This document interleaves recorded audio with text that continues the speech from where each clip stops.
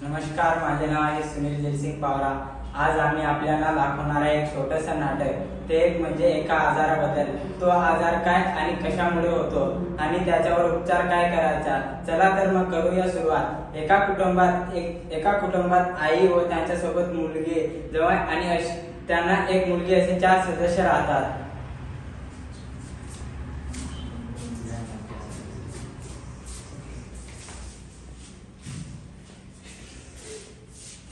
मला खूप दिवसापासून थकवा आल्यासारखं वाटते आणि हातापायाला सतत काम येत राहतं।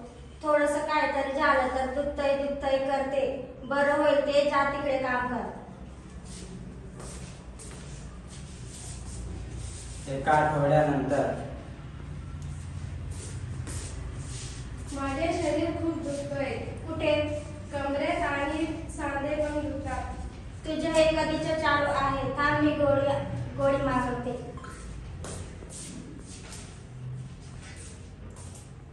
ही गोळी घे आणि झोप। काही दिवसानंतर त्यांची मुलगी। आणि मला बरं नाही वाटत आहे आज। काय झालं तुला? अशक्तपणा होत आहे, पूर्ण शरीर दुखत आहे। थांब, उद्या गोळ्या मागवते। काही दिवसानंतर पुढची परिस्थिती।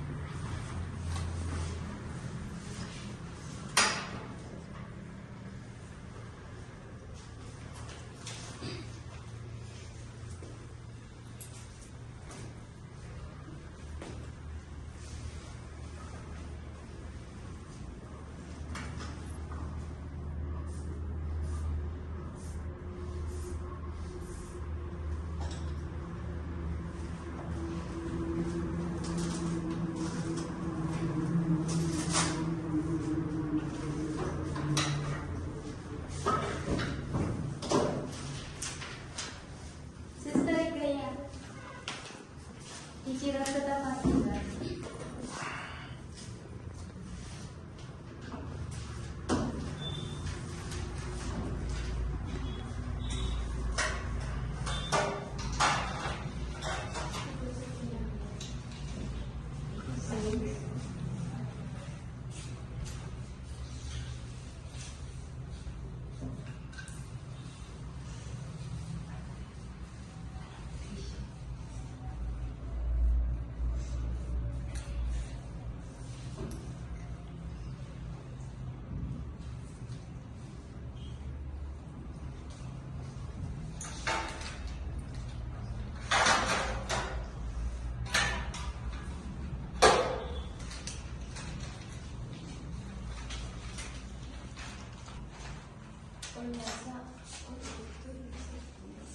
रुग्णाला सिकल सेल झालेला आहे।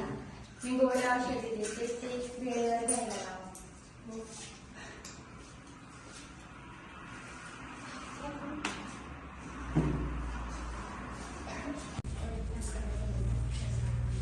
सिकल सेल म्हणजे नेमकं काय?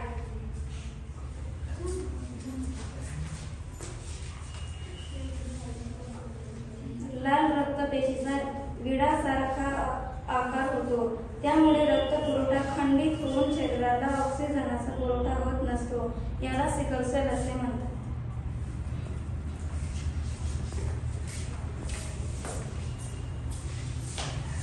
सिकल सेल होण्याचे कारण काय?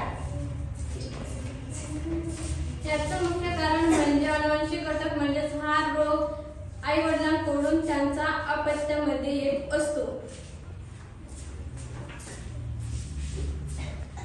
हात पायाला घाम येणे, त्वचा पिवळी पडणे, थकवा जाणवणे, अशक्तपणा, दृष्टी दृष्टी समस्या किंवा डोळ्यांचे विकार,